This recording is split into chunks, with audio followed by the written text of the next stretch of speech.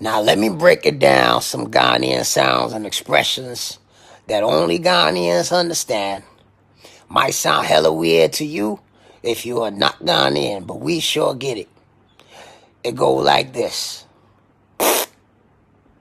That means you ain't shit. Definitely ain't shit. That means you, your mama, everybody, whole family ain't shit.